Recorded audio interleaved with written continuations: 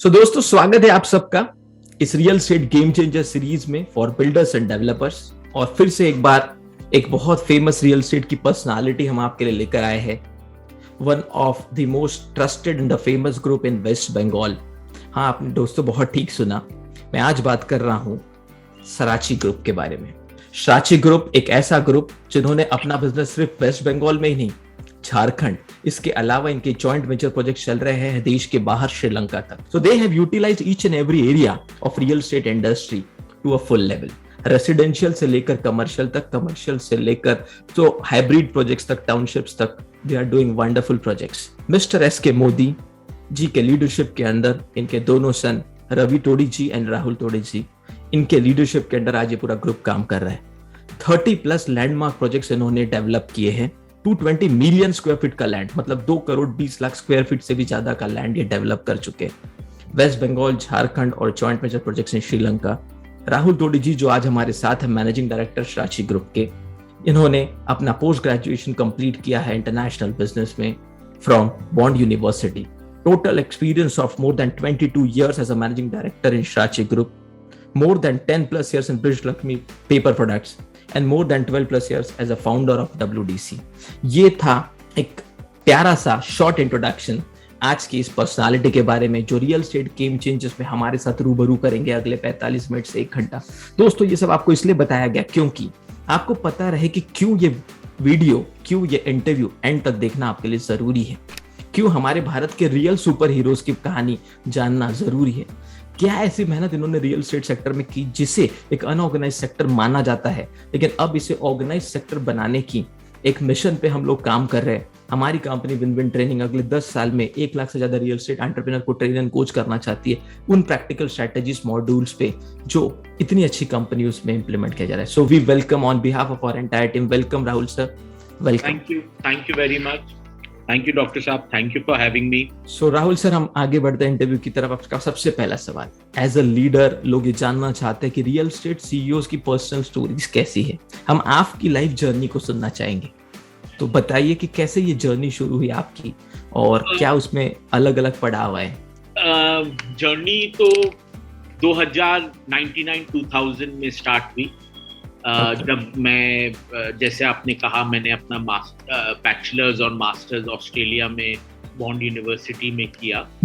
सो 99 में मैं डिग्री लेके वापस आया एंड तब हमारे Shrachi group which my dad is the founder and was running it, we had a very small real estate business जो उन दिनों में was very common that कोई भी इंडस्ट्रियल हाउस हो, उनका एक साइड बिजनेस या एक छोटा सा arm also does real estate activity and so that's how I started। आपने rightly कहा कि उस समय specially in early 2000s real estate बहुत ही अनऑर्गेनाइज था, उतना प्रोफेशनल्स नहीं थे, उतनी ट्रांसपेरेंसी जो आज है वो भी नहीं थी। So it's been a very interesting journey. 2000 में जिस स्टाइल में रियल एस्टेट का काम होता था, एक्टिविटीज होती थी, आज उसमें एक जमीन आसमान का अंतर आ चुका है।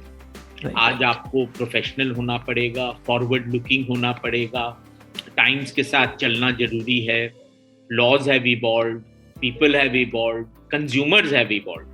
पहले आप कोई भी प्रोडक्ट बना के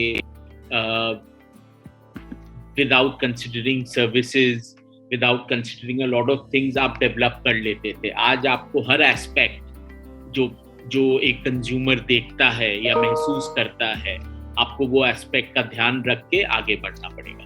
So it's a long interesting journey। The good thing is that the industry has matured today। Right।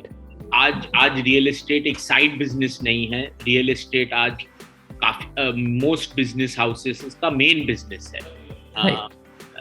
So that is one of the biggest changes which we have seen। And the industry is growing, there's still a lot to learn, there's still a lot to organize।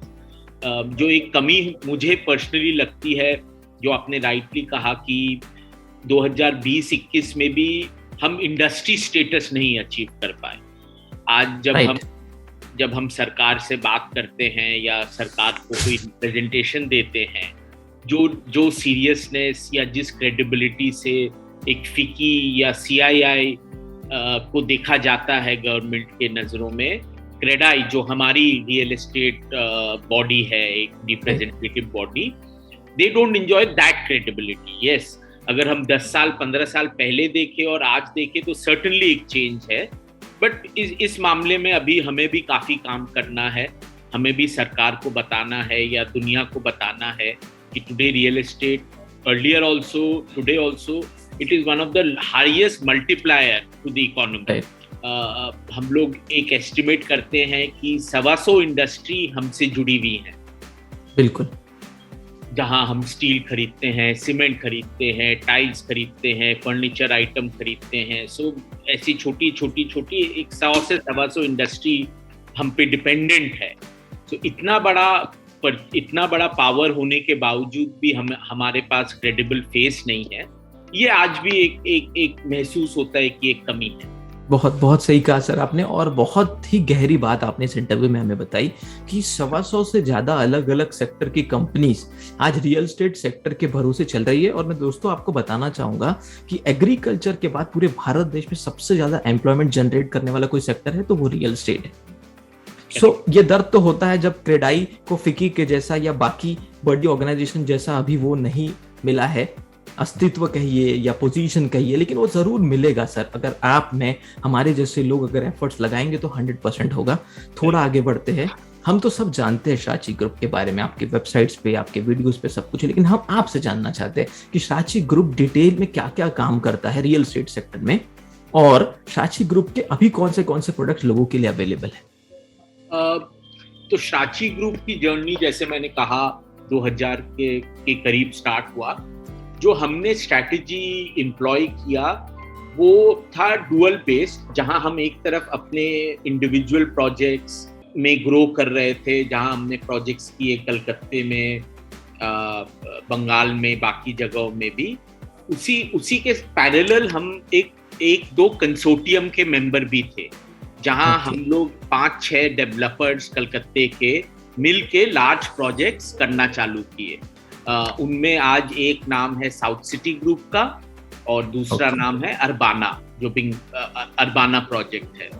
अगर आप कलकत्ते के landscape को देखें तो कलकत्ते के top 2 projects are South City and Urbana. So Srachi has not only grown on its own self, but has also formed consortium with other developers and done a lot of projects. South city जो project है वो 34 एकड़ के ऊपर establish हुई थी। उस project में 5 रेसिडेंशियल टावर्स हैं और एक स्कूल है और एक ईस्टर्न इंडिया का मोस्ट सक्सेसफुल और largest mall south city mall situated है। ये मॉल काफी पॉपुलर है आज के दिन कैलकाटा में and it has become a destination. Albanna जो हमारा प्रोजेक्ट है वो 67 एकर्स के ऊपर फैला हुआ है। उसके 2 फेज ऑलरेडी कंप्लीट हो गए हैं। 7 towers are already standing. These are G+44-45 storey towers. इसमें फेज 1 और 2 मिला के 1160 अपार्टमेंट्स थे एंड अब इसमें आज के दिन अपार्टमेंट्स तो सब सोल्ड आउट हो गए हैं और 1000 से 1050 families are already living in Albanna.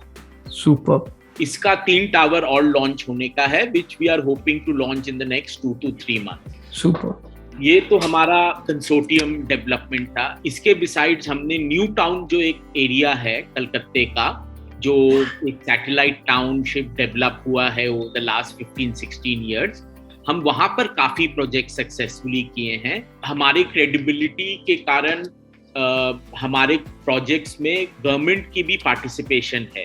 We have a joint sector company with the government of West Bengal. The housing board जो यहाँ की है उनके साथ हमारा 50-50 जॉइंट वेंचर है कॉल्ड बंगाल साची हाउसिंग डेवलपमेंट लिमिटेड। उस बैनर में हमने करीब 15-20 प्रोजेक्ट किए हैं across the city. New Town में Greenwood Park Extension, Rosedale, Greenwood Sonata, Greenwood Elements, block by block mall, Synthesis Business Park. These are some of the projects we have done under that banner of Bengal Shrachi. Currently जो हमारा flagship project है, जो हम last 10-11 साल से develop कर रहे हैं, वो एक सैटेलाइट टाउनशिप है जो हम बर्दवान डिस्ट्रिक्ट में कर रहे हैं. बर्दवान कलकत्ते से करीब 100 किलोमीटर्स का डिस्टेंस में है और ये टाउनशिप 250 एकर्स में स्प्रेड है. और नेचुरली 250 एकड़ है वो भी बर्दवान है. तो ये एक लॉन्ग जेस्टेशन पीरियड प्रोजेक्ट है.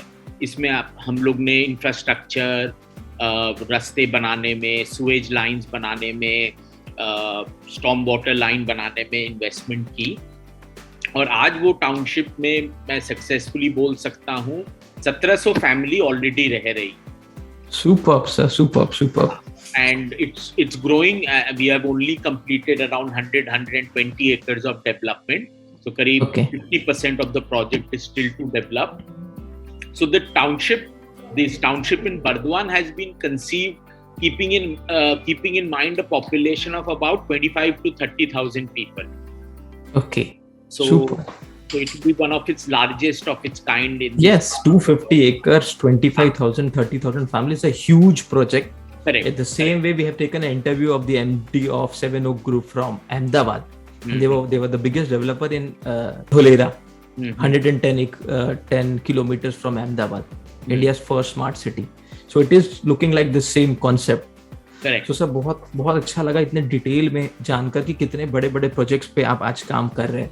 और आने वाले समय में इतने सारे लोगों के लिए घर मकान एक बहुत बड़ी चीज होती है. रोटी कपड़ा और मकान देश में सबसे इंपॉर्टेंट 3 एस्पेक्ट है. और आप घर दे रहे हैं लोगों को और अच्छी कॉस्ट में दे रहे हैं, वो बहुत बड़ी बात है. और अभी तक जितने इंटरव्यू हुए, ये पहली वो कंपनी है जो इंटरनेशनली भी जॉइंट वेंचर में ऑपरेट कर रही है. करेक्ट. सेकंड, ये अकेली वो कंपनी है जो उस स्टेट के गवर्नमेंट के साथ एक कंपनी फॉर्म करके भी काम कर रही है. So this is the USP of Shrachi group. तो दोस्तों जुड़े रहिए पूरे इंटरव्यू के दौरान, कुछ बहुत इंटरेस्टिंग क्वेश्चंस आने वाले. सर एक सवाल मैं आपसे पूछना चाहूंगा. ऐसा माना जाता है कि एक लीडर का कोई ना कोई मेंटर, कोई ना कोई रोल मॉडल, कोई इन्फ्लुएंसर होता है. आप किसे अपना मेंटर या आइडल मानते हैं?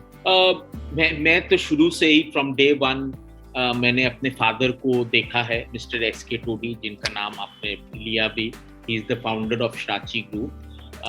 मैं उन्हीं को अपना मेंटर बोलिए, एक somebody to look on to बोलिए, या somebody to look, जिनसे हम प्रेरणा लेते हैं, जिनसे हम मोटिवेशन लेते हैं. मैंने उनको ही देखा है ऑपरेट करते हुए काफी closely. I have been lucky that उन्होंने अपने हाथों से मेरा ट्रेनिंग भी किया.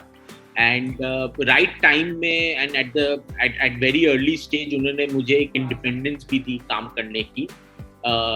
उसमें 2 चीजें हुई. मैंने गलतियां भी की नेचुरली, बट उन गलतियों से मैं सीखा और आगे बढ़ा.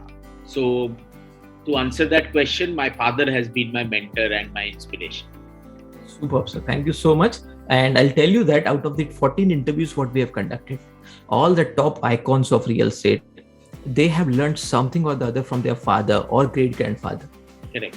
Because it is either the second generation or the third generation is the business. Absolutely. Kumar Properties from Pune, they are the third generation. 55 years they are operating. True. Completed more than 135 plus project. 35,000 people living in their project. So this kind of real superheroes and icons we were covering, and we are thankful that we were getting your practical things so that we can empower the upcoming real estate breed of entrepreneurs. So the next question is related with your leadership strategy. What are the leadership strategies you are implementing in Shrachi Group? My leadership strategy has been very simple, to be honest. मैं कोई लंबे किताबों में या कोई लंबा presentation या लंबी बातें नहीं करूँगा. मेरा 2 स्ट्रैटेजी रहा है. एम्पावर योर पीपल, बिकॉज मेरा बिलीफ है कि मैं एज अ लीडर, मैं एज एन एंटरप्रेन्योर, या मैं as a managing director, CEO of the company, मैं इस कंपनी को एक स्टेज तक ले जा सकता हूँ. राइट. उसके बाद मेरे को एक लार्ज टीम चाहिए, एक सेकंड राउंड एंटरप्रेन्योर्स चाहिए जो कंपनी को नेक्स्ट लेवल पे ले जाएंगे. So from the very beginning my strategy has been to empower people. जो मैंने कोशिश की, क्योंकि मैं पर्सनली इंजीनियर नहीं हूँ, या चार्टर्ड अकाउंटेंट भी नहीं हूँ. सो मैंने अपने टीम में I've tried to recruit good people from the industry. For example, जो हमारे technical heads रहे हैं इस कंपनी में, they are ex Shapoorji Pallonji and L&T. Super. So that is one of the things I have followed, that recruit good people जो लोग मुझसे ज़्यादा जानते हों, ताकि मैं भी उनसे सीख सकूं. So I have tried to fill in positions around me with such people. Second, मैंने ये ट्रांसपेरेंसी का एटमॉस्फेयर क्रिएट किया है फ्रॉम द डे बिगनिंग. मैं अपने लोगों से काफ़ी ट्रांसपेरेंट हूँ, and similarly I expect that they are also transparent with me. And ये स्ट्रैटेजी जो हमने शुरू से इम्प्लीमेंट की, वो आज मुझे बहुत रिजल्ट्स दे रही, क्योंकि आज जो रियल एस्टेट हो गया है, आज real estate has become very transparent with RERA and the kind of consumerism that is going on. आज आप क्या लगा रहे हो अपने प्रोजेक्ट्स में, या आप क्या कस्टमर को दे रहे हो, is an open book today. Yes. So that transparency has helped me. ये जो लास्ट 4-5-6 साल जो एक पीरियड रहा रियल एस्टेट के लिए, जिसमें RERA I all over the country, हम लोग ने काफ़ी इंसिडेंट्स भी सुने, जो प्रोजेक्ट्स या यूनिटेक का स्टोरी जो उससे एक नेगेटिविटी आया है. हम इससे जूझ पाए हैं इसीलिए क्योंकि हम डे 1 से ट्रांसपेरेंट थे. हमें एडेप्टेशन करने में, हमें इम्प्रूव या चेंज करने में हमें ज़्यादा टाइम नहीं लगा. सुपर. सो 2 बहुत ही ब्यूटीफुल लीडरशिप स्ट्रैटेजीज आपने की कि आपने अपनी टीम को एम्पावर किया, सही लोगों को रिक्रूट किया और ट्रांसपेरेंट बिजनेस किया. Right. Thank you so much for sharing such a deep information. This is a pure gold mine for all our audience. आप समझिए, आप 10 साल 20 साल, ये एक इंटरव्यू एक 3 साल 5 साल के रियल एस्टेट कोर्स के बराबर है. आप हमारा कोई भी पुराना इंटरव्यू जाकर देखेंगे, आपको ऐसा लगेगा आपने कोई 2 साल का सर्टिफिकेशन कर लिया. ये इतना प्योर प्रैक्टिकल नॉलेज है. सर आगे बढ़ते हैं. एज अ लीडर ऐसा कहा जाता है कि एक लीडर अपने आप का सेल्फ परफॉर्मेंस इंप्रूव करने के लिए, अपनी एनर्जी लेवल को मेंटेन करने के लिए कुछ रिचुअल, कुछ हैबिट्स को फॉलो करता है. तो ऐसी क्या चीजें आप अपनी लाइफ में रखते हैं जिससे आपकी वो एनर्जी लेवल रहे? कुछ ऐसे रिचुअल या मॉर्निंग हैबिट्स या कुछ भी ऐसा as a CEO, as a managing director आप फॉलो करते हैं खुद की लाइफ में? I try to finish my work by 6:37. Okay. मैं शुरू से ही एक पॉलिसी में बिलीव किया हूँ कि मैं अपने काम को घर नहीं ले जाता हूँ. बहुत बढ़िया. आप अगर मेरे घर में आओ, चाहे पहले भी आज भी मेरे घर में कोई ऑफिस के कागजात नहीं रहते हैं. कोई लैपटॉप भी मैं अपने ऑफिस में ही छोड़ के जाता हूँ. And only in certain circumstances, maybe once in a while, मैंने कोई मीटिंग की हो घर पे, but I try to keep home and office separate. मैं टाइमिंग अपना, आप जैसे कहा, 6:30-7 बजे के बाद मैं एक डिफरेंट मोड में चले जाने का कोशिश करता हूँ, जहाँ काम से स्विच ऑफ कर सकूँ. अपनी फैमिली के साथ टाइम स्पेंड करना बहुत जरूरी है, बिकॉज वहीं आपका, जैसे हम बोलते हैं रियल एस्टेट में अर्थिंग, जब हम इलेक्ट्रिसिटी करते हैं कोई प्रोजेक्ट में, तो एक अर्थिंग होना आदमी के लाइफ में भी जरूरी है. वो अर्थिंग आपके घर पे ही हो सकती है. आपकी फैमिली के साथ टाइम स्पेंड करना, अपने दोस्तों के साथ टाइम स्पेंड करना, सोशलाइज करना, बैटरी रिचार्ज बोल लीजिए उसको. तो वो मैं शुरू से मेंटेन किया हूँ, एंड कहीं ना कहीं जाके मुझे इस कारण से एक हैप्पी फैमिली का एटमॉस्फेयर भी मिला है, which is very critical for your health and mental health and physical health. आपके अराउंड फैमिली का प्यार या फैमिली का एक गुड एटमॉस्फेयर रहना जरूरी है. सो वो मैंने, I have been lucky also, क्योंकि सब चीज़ अपने हाथों में नहीं होती है. So I have been lucky in that format, and जो ये हैबिट मैंने मेंटेन किया है to keep work in office, वो भी हेल्प की है. Besides that, it's very critical to stay healthy and fit. So मेरा एक बहुत एक्सटेंसिव नहीं, बट एक 40 मिनट्स टू 1 आवर का एक फिजिकल एक्सरसाइज रेजीम भी रहा है शुरू से ही, जो मैं आज भी फॉलो करता हूँ. सो ये रिचुअल आप जो बोल रहे हैं, रिचुअल, यही एक रिचुअल है जो मैं 45-50 मिनट्स का एक वर्कआउट करता हूँ. और मैं I really am fond of taking massages also, so that also rejuvenates me. Superb thing, sir. That's the inside of a हाँ फॉलो मैनेजिंग डायरेक्टर, कि कैसे आप अपने एनर्जी लेवल को, आपने बहुत अच्छी चीज कही कि आप कभी ऑफिस के काम को घर नहीं ले जाते। सबसे पहले चीज, आप सोशलाइज करते हैं, आप लाइफ के अलग अलग पिलर्स को, अपनी फैमिली को समय देते हैं, दोस्तों को समय देते हैं, स्पिरिचुअलिटी से लेके मेडिटेशन से लेके एक्सरसाइज, आप सभी पार्ट पे ध्यान देते हैं। तो एक ओवरऑल कंप्लीट 360 डिग्री आप फोकस करते हैं लाइफ पे, ना कि सिर्फ बिजनेस एक ही पिलर पे। करेक्ट। ये बहुत बड़ी लर्निंग निकल कर आई है, थैंक यू सो मच। तो थोड़ा सा आगे बढ़ते हैं, अपनी टीम को एम्पावर करने के लिए या एक पावरफुल टीम को इंस्पायर करने के लिए आप क्या एक्टिविटीज करते हैं? ऑनेस्टली स्पीकिंग लास्ट 4-5 साल ये एक्टिविटीज थोड़ा सा बैक बर्नर में रहा है, simply because the industry was not going through a great phase. So एक कॉस्ट कटिंग बोल लीजिए, एक रिजर्वेशंस बोल लीजिए थी, but in before that we had a lot of HR consultants who have worked with the company to encourage teammanship or encourage a work culture which is very healthy. So हम काफी off sites में जाते थे, outside the city in Rishikesh या ये सब जगह, and these are professional people who you can employ and anybody can employ. It gives you two things. it एक काफी अच्छी bonding होती है seniors में, जो बॉन्डिंग बियॉन्ड कंपनी के काम के भी रहना जरूरी है। बिकॉज अगर हम देखें तो आज जब हम एक दिन में रहते हैं 8 से 9 घंटे, हम इनके साथ ही रहते हैं, जो हमारे कलीग्स हैं, जो हमारे ऑफिसेज में काम कर रहे हैं, तो इनसे एक बॉन्डिंग होना which is beyond professional work is very critical. So इस बॉन्डिंग के लिए मैंने काफी एफर्ट्स किया है, हम रेगुलर एक्टिविटीज करते थे।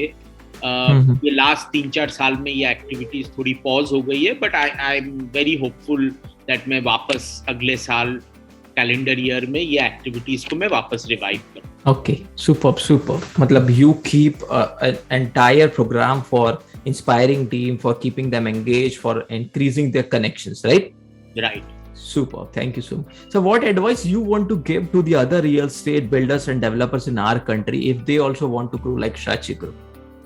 I think 2-3 things is very critical, and I believe that is one of the reasons why I am successful. Transparency is very very important in every form. You know, आप अपने customer से कैसे interact करते हो उसमें transparency रहना चाहिए। आप अपने जो कंसल्टेंट्स हैं, जो आपको आपकी टेक्निकल कंसल्टेंट्स हैं या मार्केटिंग कंसल्टेंट्स हैं, उनके साथ ट्रांसपेरेंट रहना चाहिए। And very important is you have to understand that today the consumer is king.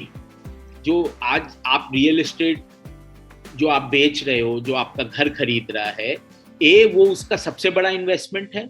So naturally वो सबसे ज्यादा इन्वॉल्व है आप एक कंज्यूमर बिहेवियर में आपके साथ, और उसके हाथ में आज सोशल मीडिया का पावर है। सो इन बातों को ध्यान में रखते हुए इट्स वेरी इंपॉर्टेंट दैट हम ट्रांसपेरेंटली काम करें और हम ऑनेस्टली काम करें।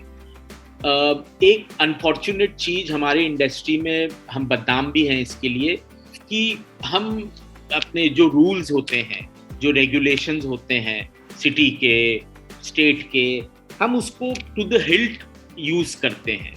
In the sense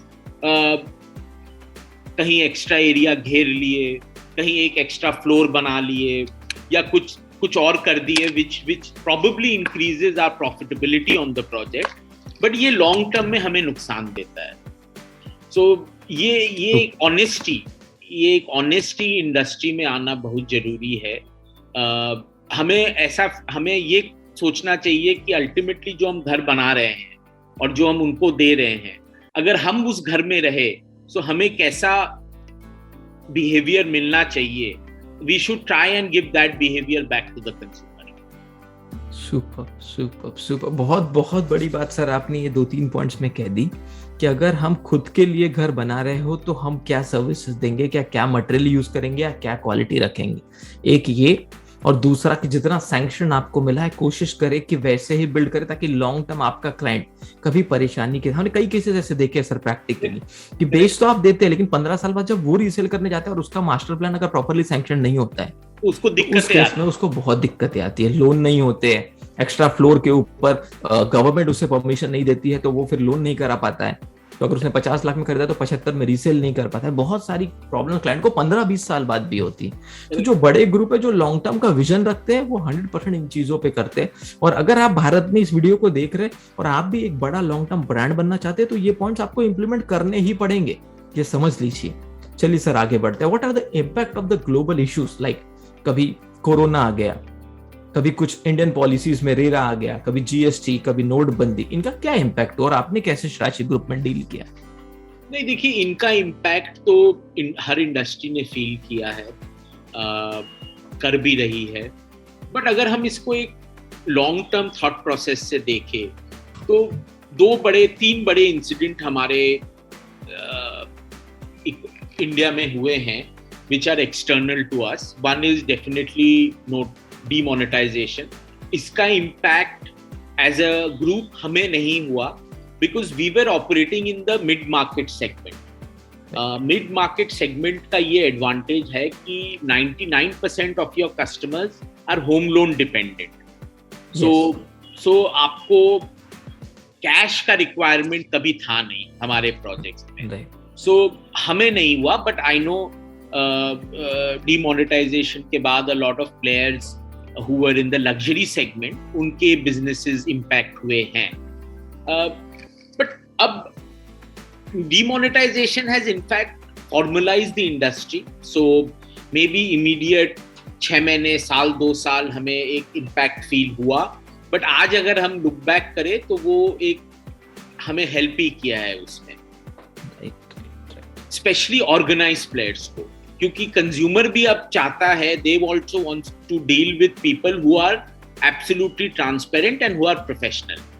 True. The second impact which you can say was RERA. RERA एक ऐसा authority आया जो again मैं बोलूँगा कि RERA ने भी हमें उतना impact नहीं किया, because हम day one से एक philosophy में believe कर रहे थे कि हम transparent रहेंगे, हम जो दिखाएंगे वही बनाएंगे, जो बनाएंगे वही दिखाएंगे. So that is what RERA is in essence, you know, कि आप कोई hide and seek नहीं करो. अगर आपके पास आप आज अगर 6 बिल्डिंग बना रहे हो तो आप फर्स्ट डे से डिक्लेयर करो कि आप 8 बिल्डिंग बनाना चाहते हो. फेज 1 में 6 बनाएंगे, फेज 2 में 2 बनाएंगे. So ये सब जो चीजें हैं, इससे एक जो एडवांटेज मिला वो ये मिला कि जो लोग फ्लाई बाय नाइट ऑपरेटर हमारे इंडस्ट्री में आते हैं, और ये हर शहर में है कि एक लोकल जो कम्युनिटी है वहाँ पर वो डेवलपर बन गया है, मे बी वो वहाँ का लोकल माफिया रह चुका है, या वो कोई साइड बिजनेस करता है, वो वहाँ का लोकल डेवलपर बन गया है. आज वो in this RERA world is not able to compete with me, because इतने कंप्लायंसेस हो गए हैं इंडस्ट्री में और इतना आपको एक इंफ्रास्ट्रक्चर चाहिए. सो this is the good thing. So you know, जिसे हम कहते हैं separating the boys from the main, वो रेरा ने कुछ हद तक किया है. और third is corona. Corona I think is impacted every industry across the world. But of course जो 3 महीना 4 महीना लॉकडाउन का एक फेज गया, और एक फिर जब वापस हम रीओपन हुए तो एक 3-4 महीना का एक पीरियड गया, उसमें तो देखिए सबने कुछ ना कुछ लॉस सफर किया. But real estate specially has seen a very positive outlook now, क्योंकि कहीं ना कहीं कोरोना के बीच में people have started feeling that हम जिस घर में रहते हैं वो घर एडिक्वेट नहीं है. कहीं ना कहीं बिकॉज वो इतना टाइम स्पेंड किए अपने घर में, उन्हें अपने घर में कुछ वीकनेसेस या कुछ कमियां दिखने लगी हैं, या उनका कंज्यूमर परसेप्शन चेंज हो गया है कि अब उन्हें लगता है कि मुझे एक बेटर घर में रहना है. सो हमने देखा है लास्ट 6-8 महीने में रेसिडेंशियल सेल्स ऑलमोस्ट हमारी डबल हो गई. सही, ट्रू. एंड जो मैं पढ़ता हूँ, जो मैंने दूसरे डेवलपर से बात करके समझा कि ये फिनोमिना अक्रॉस इंडिया ही चल रहा है. Yes. और जो इंटरेस्टिंग चीज है, एक छोटे शहरों के तरफ भी ऑर्गेनाइज्ड डेवलपमेंट का नीड आया है. बिल्कुल सही बात. छोटे शहरों में हमने क्या देखा था, जनरली पीपल प्रेफर करते हैं वो अपना एक छोटा जमीन खरीद के अपने लिए एक मकान बनाए। जो गेटेड कम्युनिटी है उसमें वो शिफ्ट नहीं करना चाहते थे, बट कोरोना के बाद लोगों को रियलाइज हुआ है कि गेटेड कम्युनिटी में रहने का क्या एडवांटेज है, क्या सुविधाएं उनको मिलती हैं। उससे जो हम जैसा जो प्रोजेक्ट्स करते हैं उनमें एक लोगों का आकर्षण बढ़ा है और लोग अब उनमें ही रहना चाहते हैं। बहुत सही sir, thank you so much for sharing such a wonderful information. और जो आपने एक लाइन कही ना, वो अपने आप में एक पूरी किताब है। जो दिखाएंगे वही बनाएंगे और जो बनाएंगे वही दिखाएंगे। रियल स्टेट में इससे बड़ी पंचलाइन नहीं हो सकती अगर एक सफल कंपनी आपको एस्टैब्लिश करनी है तो। और वो आप फॉलो कर रहे हैं, इसी वजह से आप इतने सारे चैलेंजेस से डील कर पाए। और ये भी आपने बहुत सही कहा कि पिछले 6 से 8 महीने में करीब 15 से 20 सीईओ से हमारी बात हो गई है कि हाँ, रेसिडेंशियल सेल्स में, उसमें भी बजटेड यूनिट्स में बहुत डिमांड बढ़ी है। तो yes, the positive sign is going on. और ये भी जो ऐसे कुछ प्लेयर्स आते हैं जो फटाफट बनाना है, फटाफट निकल जाना है, या बनाना ही नहीं है, सिर्फ बेचना है, ये बहुत बड़ा प्रॉब्लम मार्केट का था। धीरे धीरे अब भी वो रेरा वगैरह की वजह से क्लियर हो रहा है। नेक्स्ट स्टेप में पड़ता है, थोड़ा सा एक डीपर पार्ट में जाऊंगा सर। आपके पूरे एक्सपीरियंस में एक ऐसी स्टोरी जिसने आपको बहुत इंस्पायर किया, बहुत विपरीत परिस्थितियों में, बहुत चैलेंजिंग सिचुएशन में आप थे, आपने कैसे डील किया, या आपने अपने फादर को डील करते हुए देखा जिससे एक बहुत बड़ी लर्निंग आई, ऐसी कोई एक इंस्पिरेशनल स्टोरी आपकी इस प्रोफेशनल जर्नी की या पर्सनल जर्नी की, हम जानना चाहेंगे। मैं जो स्टोरी शेयर करना चाहूंगा वो उतना probably deep नहीं है, but it was a very interesting learning from me. जब मैंने ये जो टाउनशिप जिसका जिक्र मैंने किया, जो हम बर्दवान में 250 एकड़ का टाउनशिप बना रहे हैं, ये एक बहुत चैलेंजिंग प्रोजेक्ट था। ये एक प्रोजेक्ट था जो नेशनल हाईवे के ऊपर सिचुएटेड था और एग्जिस्टिंग बर्दवान शहर से ये दूर था। ओके।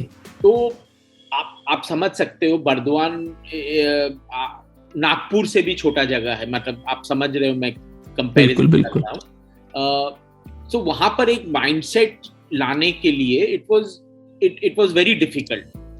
तब मैंने उस समय जो मॉडल्स इंडिया में अवेलेबल थे टाउनशिप डेवलपमेंट के, अनफॉर्चुनेटली प्राइवेट टाउनशिप डेवलपमेंट के मॉडल्स बहुत कम रहे हैं इंडिया में। हमने गवर्नमेंट को ही टाउनशिप डेवलप करते हुए देखा है। So, उन दिनों में सरकार, गवर्नमेंट ऑफ वेस्ट बंगाल भी एक न्यू टाउन करके एक सैटेलाइट टाउनशिप कलकत्ते के पास डेवलप कर रही थी।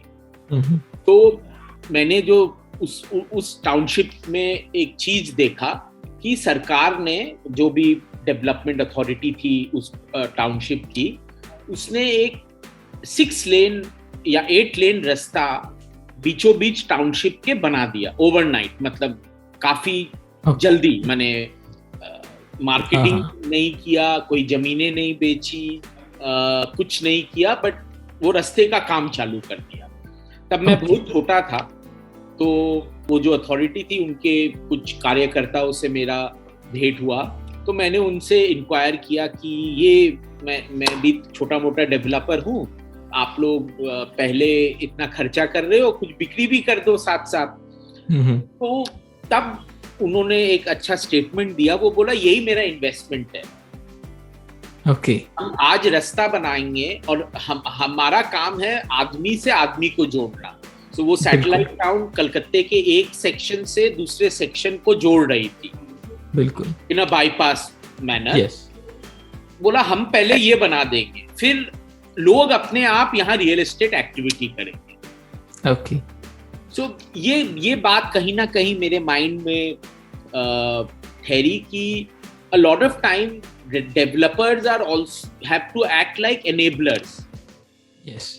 हम सब चीज खुद नहीं कर सकते हैं। सो तब बर्दवान प्रोजेक्ट को मैंने एक मास्टर डेवलपर के हिसाब से कंसीव किया कि मैं हर मकान, हर चीज खुद नहीं बनाऊंगा। I will do something myself, but I will also attract large players to come and invest in my township. Okay. तब मैंने एक स्कूल के लिए एंटरप्रेन्योर थे लोकल, वो आए मेरे पास कि मुझे स्कूल बनाना है बर्दवान में।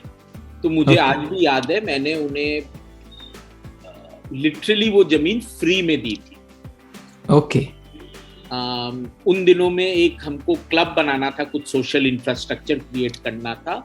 सो यहाँ के एक लोकल ब्रांड है जो होटल चलाते हैं, मैंने उनको भी लैंड फ्री में दिया कि बहुत बढ़िया, वो आके मेरे टाउनशिप में इन्वेस्ट करें। अंडरस्टूड। जब ये मैं कर रहा था तब मेरे को काफी इंटरनली भी रेजिस्टेंस था, जो जिनके साथ हम काम करते हैं, बैंकर्स, इन्वेस्टर्स, स्टेक होल्डर्स रहते हैं। बट कहीं ना कहीं मुझे लगा कि ये मेरा इन्वेस्टमेंट है इन द टाउनशिप, राइट, कि मैं इनको लाऊंगा।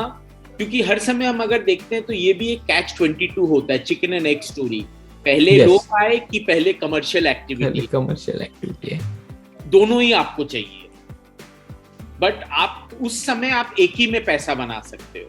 तब मैंने डिसाइड किया कि मैं कुछ कमर्शियल एक्टिविटी करूंगा, जो आज तो मैं फ्री में कर रहा हूँ या प्रॉफिट सैक्रिफाइस करके कर रहा हूँ, बट ये मुझे कल रिटर्न दे। एंड टुडे उस जमाने से आज today the land prices in my township has gone up by 8-fold or 9-fold, and it's a successful township. So I think that is the, हम कोई भी इंडस्ट्री को अगर हम इन्वेस्ट किए बिना उससे प्रॉफिट करना चाहे, सो वो that is a Mantra for disaster according. Yes, super. बहुत एक स्टोरी के थ्रू आपने इतनी बड़ी बात और इतनी बड़ी स्ट्रेटेजी बता दी सर। 8-fold ग्रो होना किसी इन्वेस्टर का या किसी एंड यूजर का पैसा बहुत बड़ी बात है। And I can understand that कि कितना बड़ा रिस्क एक entrepreneur, specially real estate entrepreneur लेता है, जब वो इतने दूर किसी प्रोजेक्ट को करने की क्षमता दर्शाता है और जब वो हिम्मत से उस प्रोजेक्ट को एग्जीक्यूट करता है। इनिशियल लेवल पे लोगों को हम पे ट्रस्ट नहीं होता कि ये पॉसिबल भी हो पाएगा क्या। करेक्ट। लेकिन एक बहुत बड़ा लॉन्ग टर्म विजन आपके जैसे एंटरप्रेन्योर्स रखते हैं, और इतना उन एंटरप्रेन्योर से मैं इंटरैक्ट कर रहा हूँ कि अब मैं उन चीजों को बहुत समझ पा रहा हूँ। एक सीईओ के पास उसकी स्ट्रेटेजी है, दूसरे सीईओ के पास उसकी, लेकिन शायद ही भारत में कोई ऐसा ब्रेन है जिसके पास 50 सीईओ की स्ट्रेटेजी है। करेक्ट। सो बस यही था पर्पस सर। और आगे बढ़ते हैं एक चीज की तरफ कि ऐसा माना जाता है कि all leaders are good readers. अपने एजुकेशन के अलावा जरूर आपने कुछ किताबें पढ़ी होगी जो आपको एक टर्निंग पॉइंट या लाइफ चेंजिंग बुक लगी होगी। ऐसी 1 से 2 किताबें हम अपने ऑडियंस के लिए पूछना चाहेंगे, क्योंकि वो बहुत इंटरेस्टेड होते हैं कि सीईओस कौन सी किताबें पढ़ते हैं, रियल एस्टेट सीईओस क्या पढ़ते हैं। सो ऐसी 1-2 बुक्स के नाम आप अगर बताना चाहे जो आपको बहुत अच्छी लगी हो, जिससे आपको बहुत सीखने मिला। Unfortunately I am not a great reader. मैं शुरू से ही I have been audio visual person. So मैं डॉक्यूमेंट्रीज हैं वो सब ज्यादा देखता हूँ। किताबें मैंने बहुत कम पढ़ी है। स्कूल कॉलेज में जरूर पढ़ता था, क्योंकि अगर सुनी भी हो तो सर चलेगा ना, अल्टीमेटली इट्स रीडिंग ओनली। अब उसका मोड चेंज हो गया है, अब लोग ऑडियो बुक सुनते हैं। But what really something that I would like to share is get a subscription of Harvard Business Review. Super. If that you is ask also me what I should, I subscribe to Harvard Business Review, and I have been doing so for a long time, because उसमें आपको एक from a business perspective there is very very interesting articles there, a lot of learning there, और वो आपको relevant भी रखता है with the current times, with the current problems, with the current situations of life, चाहे वो digital marketing हो, चाहे वो the way technology is going to impact our industry हो। सो मैं पर्सनली शुरू से हार्वर्ड बिजनेस रिव्यू पढ़ता हूँ आज भी, and I would like to advise everybody to try and subscribe to that. Super. This is one of the best advice a CEO had given, that subscribe to the Harvard Business Review so you get all the latest information and updates related with the things which is going on. Thank you so much, sir. Now we'll move towards sales. बहुत important backbone माना जाता है real estate industry में, हर company में sales को, लेकिन real estate में मैं थोड़ा और ज्यादा 5% ज्यादा तवज्जो देना चाहूंगा, इंपॉर्टेंस देना चाहूंगा रियल एस्टेट में सेल्स को। सो आपका जो सेल्स का मॉडल है, इतने बड़े बड़े प्रोजेक्ट 250 एकड़ का प्रोजेक्ट्स आप कर रहे हैं, तो वो 100% एम्प्लॉय बेस्ड है कि सिर्फ एम्प्लॉयज ही सेल्स करते हैं, या 100% नहीं पर मैक्सिमम चैनल पार्टनर सेल करते हैं, या देयर इज अ कॉम्बिनेशन और a hybrid model of employees plus channel partners? कैसा सेल्स का मॉडल आप रन करते हैं? I think one of my personal philosophies where selling goes कि आपको ये open for all रखना चाहिए। Right. आपके एम्प्लॉयज भी सेल करेंगे, जो आपके ब्रोकर्स हैं, जो आपके डिस्ट्रीब्यूटर्स की तरह काम करते हैं, वो भी आपके लिए एक बहुत बड़ा इम्पोर्टेंट टूल है to reach out to the consumer. So as far as sales goes, one cannot be arrogant. One cannot say that भाई मैं इतना बड़ा हूँ कि मेरे खाली एम्प्लॉयज ही बेचेंगे, या मैंने कुछ लोगों को ये भी करते हुए देखा है अपने प्रोजेक्ट्स में, जो अपने कस्टमर की प्रोफाइलिंग करते हैं, इन द सेंस कि भाई मैं डॉक्टर को तो दूंगा, बट एक होलसेल दुकान का मालिक है, मैं उसको नहीं फ्लैट बेचूंगा, just to give you an example. Understood. Yes. तो ये प्रोफाइलिंग भी आप अगर करते हो तो ये कहीं ना कहीं अनएथिकल है. सो मेरा पर्सनल फिलॉसफी रहा है, आप अपने माल को ट्रांसपेरेंटली बेचो. सब जितने नेटवर्क्स अवेलेबल है आपके पास, जो आपके, चाहे वो एम्प्लॉइज हो, चाहे वो आज के दिन वेबसाइट्स हो, चाहे वो ब्रोकर नेटवर्क हो, आपको ऑल इंस्ट्रूमेंट्स यूज करके अपने प्रोजेक्ट्स के सेल लाने होंगे. And always it's very critical, talk less and deliver more. Super advice. Consumers को 10 चीज दिखाओ. हम कभी इमोशनल होके या एक्साइटेड होके हम लाखों करोड़ों रुपए खर्चे कर देते हैं on making videos, brochures, creating something which actually, because we spend so much money promoting it, वो एक कंज्यूमर माइंड में वो कहीं ना कहीं एक्सपेक्टेशन भी रेस कर देता है. फिर जब उस कंज्यूमर को वो प्रोडक्ट मिलता है, उसको लगता है बिकॉज आपने इतना हाइप कर दिया है कि वो एक्सपेक्टेशन को फेल करेगा ही करेगा. So it's very very important कि आप जो कम्युनिकेशन करो और जो कमिटमेंट्स करो, वो आप बहुत बैलेंस्ड वे में और बहुत प्रैक्टिकली करो. अदरवाइज आपको आज के दिन कंज्यूमर इश्यूज फेस करने ही पड़ेंगे. बहुत सही सर, और बहुत प्रैक्टिकल एडवाइस दी आपने. इस क्वेश्चन का सबसे बेहतरीन आंसर मुझे लगता है अभी तक हमें मिला. आगे बढ़ते हैं सर. नेक्स्ट विजन या बिग गोल क्या है श्राची ग्रुप का for the next 5 years, 10 years?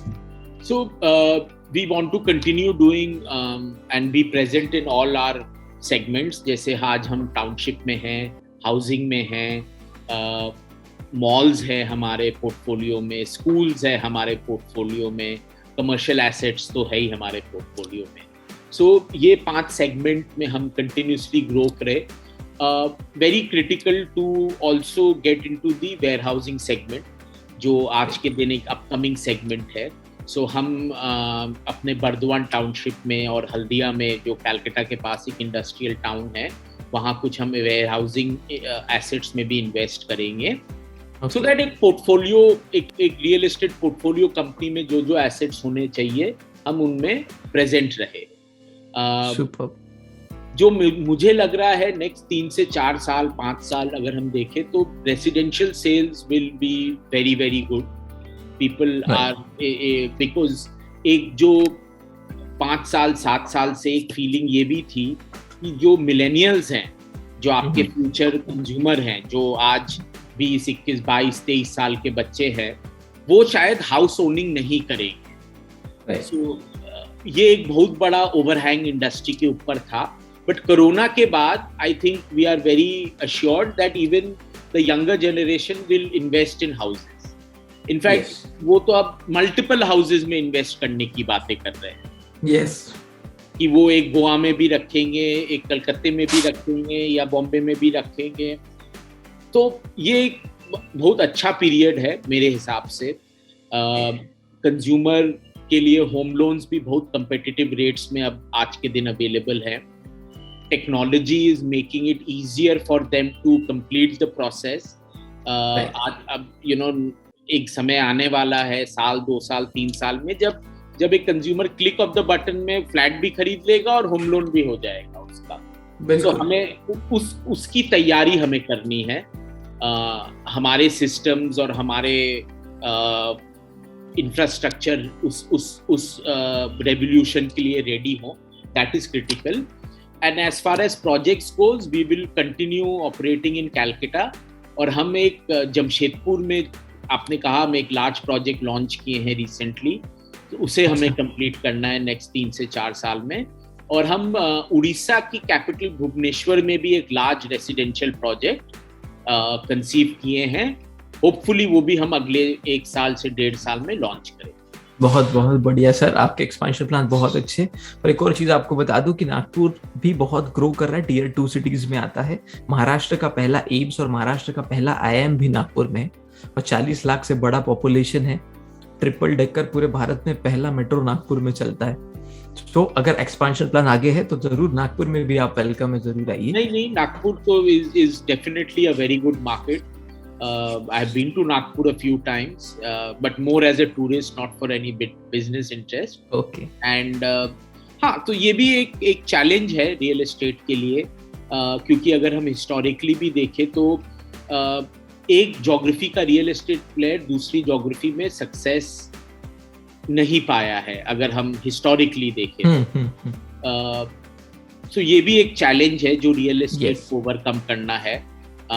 इसमें कुछ गलतियां हमारी हैं, कुछ सर्कमस्टेंस की भी गलतियां हैं। सो ये लर्न करते हुए हमें दूसरे सिटी में एक्सपैंड करना है, बिकॉज यही नेचुरल ग्रोथ मॉडल है कोई भी बिजनेस का, अपनी सक्सेस को रेप्लिकेट करना in other geographies. So it is something very important and we have to be very mindful of it. Thank you so much sir. आगे बढ़ते हैं, बस आखिरी के 2-3 क्वेश्चंस के मैं आंसर आपसे चाहूंगा। क्या अपॉर्चुनिटीज आगे रियल एस्टेट में दिख रही है पूरे भारत में आपको, और क्या चैलेंजेस लग रहे हैं? आई थिंक अपॉर्चुनिटीज तो जैसे मैंने कहा, छोटे शहरों में opportunities are much more, because कहीं ना कहीं because of technology now somebody who is a Nagpur resident can work in Nagpur and work out of Bombay. Yes. ये आज हम एक रियलिटी देख रहे हैं। सो छोटे शहरों में मुझे ग्रोथ दिख रही है। एक अर्बनाइजेशन शहर में तो हो ही रही है और ये कंटिन्यूस एफर्ट चलता रहेगा, बट कहीं ना कहीं सरकार का एक फोकस है for urbanization in rural areas. So वो उसका जो ग्रोथ आएगा, उस growth is an opportunity for real estate developers. So मैं पर्सनली ये एक ट्रेंड देख रहा हूँ कि छोटे शहरों में रियल एस्टेट डेवलपमेंट का काफ़ी स्कोप है, चाहे वो रेसिडेंशियल हो, चाहे वो ऑफिसेज हो, चाहे वो मॉल्स हो, ये सब सेगमेंट्स में मैं ग्रोथ देख रहा हूँ। Super sir, super. Any challenges specific you want to mention? I think challenges लग रहे हैं आपको? इज टेक्नोलॉजी, बिकॉज टेक्नोलॉजी इतनी फास्ट वे में ग्रोथ कर रही है, अगर हम इसके साथ अडेप्ट नहीं कर पाए तो हम कहीं ना कहीं पीछे रह जाएंगे।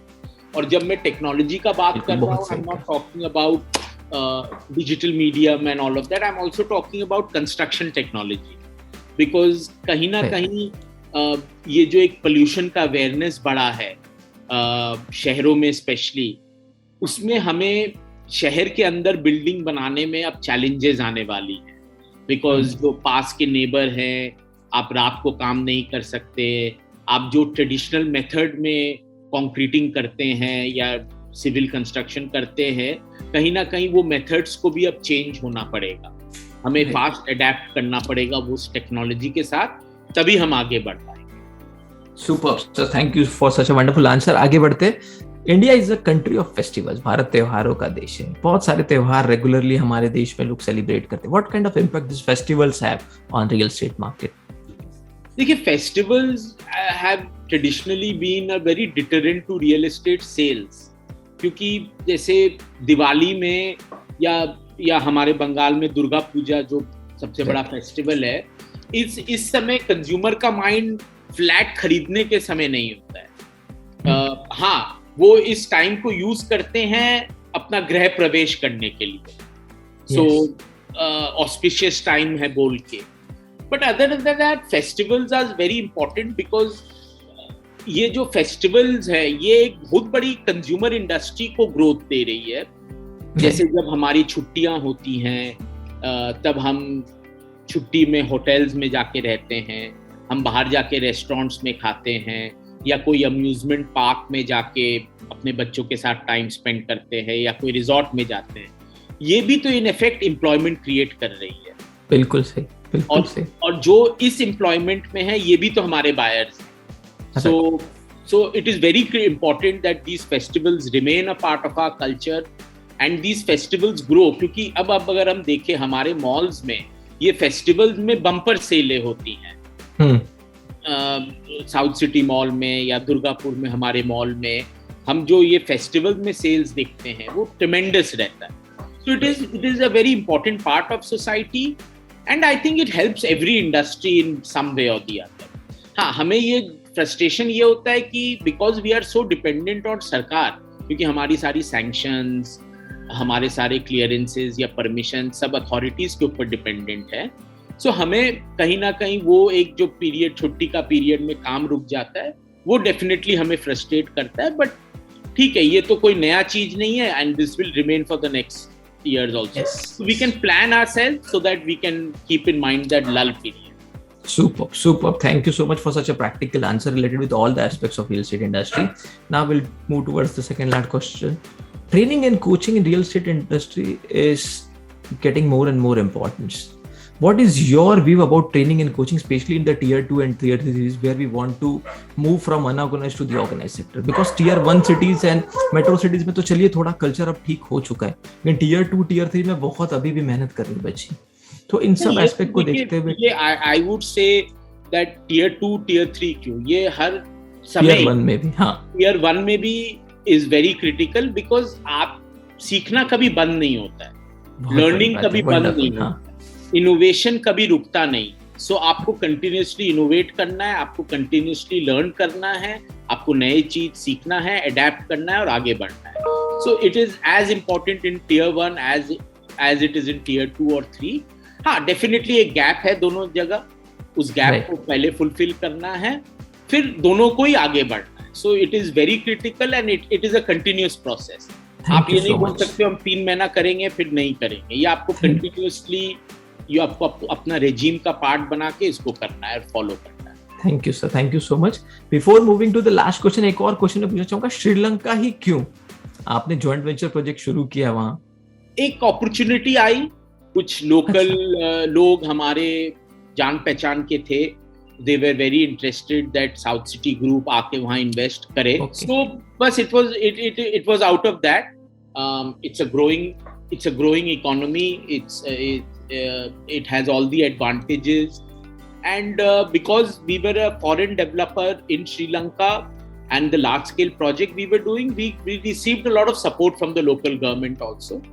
So that's why we chose Sri Lanka. There was no particular, if you ask me ki koi science or data se hua nahi, it was an opportunity that came and we grabbed the opportunity. Super. Thank you so much. Final answer I want from you, sir.